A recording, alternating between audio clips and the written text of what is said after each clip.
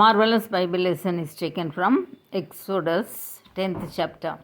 And the Lord said unto Moses, Go in unto Pharaoh, for I have hardened his heart and the heart of his servants, that I might shew these my signs before him, and that thou mayest tell in the ears of thy son and of thy son's son what things I have wrought in Egypt, and my signs which I have done among them, that ye may know how that I am the Lord.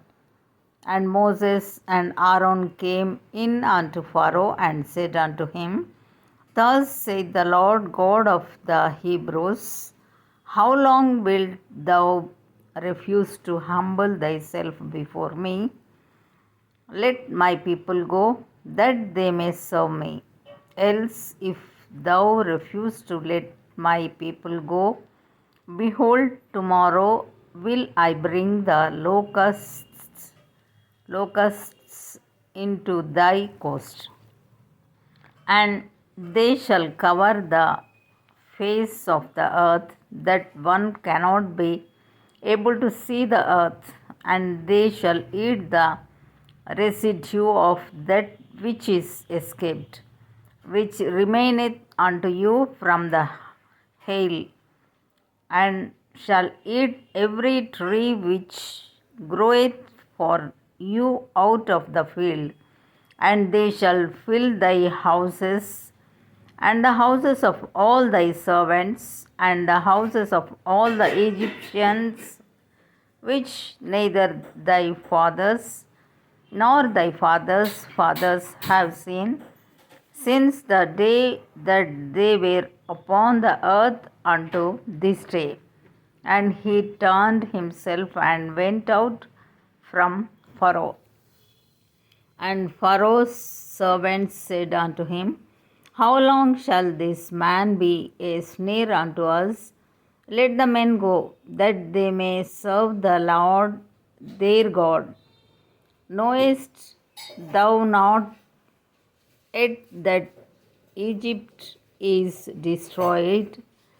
And Moses and Aaron were brought again unto Pharaoh, and he said unto them, Go serve the Lord your God. But who are they that shall go?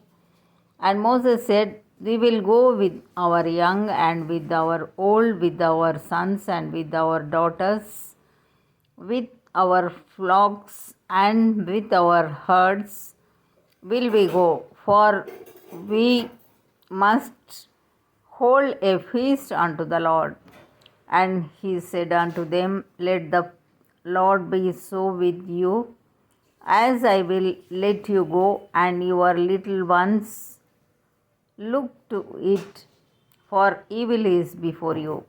Not so, go now ye that are men, and serve the Lord, for that ye did desire, and they were driven out from Pharaoh's presence. And the Lord said unto Moses, Stretch out thine hand over the land of Egypt for the locusts, that they may come up upon the land of Egypt, and eat every herb of the land, even all that the hail hath left. And Moses stretched forth his rod over the land of Egypt, and the Lord brought an east wind upon the land all that day and all that night. And when it was morning, the east wind brought the locusts, and the locusts went up over all the land of Egypt, and rested in all the locusts of Egypt, all the coasts of Egypt. Very grievous were they. Before them there were no such locusts as they, neither after them shall be such, for they covered the face of the whole earth, so that the land was darkened, and they did eat every herb of the land and all the fruit of the trees which the hail had left. And there remained not any green thing in the trees or in the herbs of the field through all the land of Egypt. Then Pharaoh called for Moses and Aaron in haste, and he said, I have sinned against the Lord your God and against you. Now therefore forgive, I pray thee, my sin only this once, and entreat the Lord your God that he may take away from me this death only. And he went out from Pharaoh and entreated the Lord. And the Lord turned a mighty strong west wind which took away the locusts and cast them into the Red Sea. There remained not one locust in all the coasts of Egypt.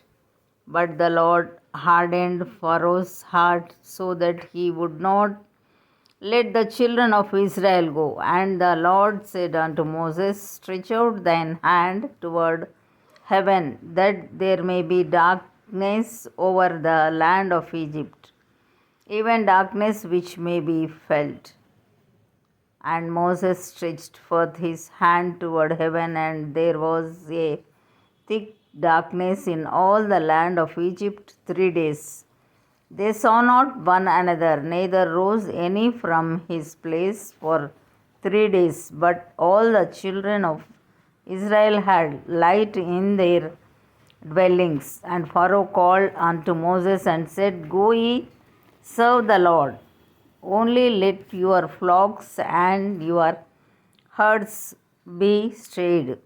Let your little ones also go with you. And Moses said, Thou must give us also sacrifices and burnt offerings, that we may sacrifice unto the Lord our God. Our cattle also shall go with us. There shall not an hoof be left behind, for thereof must we take to serve the Lord our God, and we know not with what we must serve the Lord until we come thither. But the Lord hardened Pharaoh's heart, and he would not let them go. And Pharaoh said unto him, Get thee from me, take heed to thyself, see my face no more, for in the day thou seest my face, thou shalt die. And Moses said, Thou hast spoken well. I will see thy face again no more. Here ends the Bible lesson.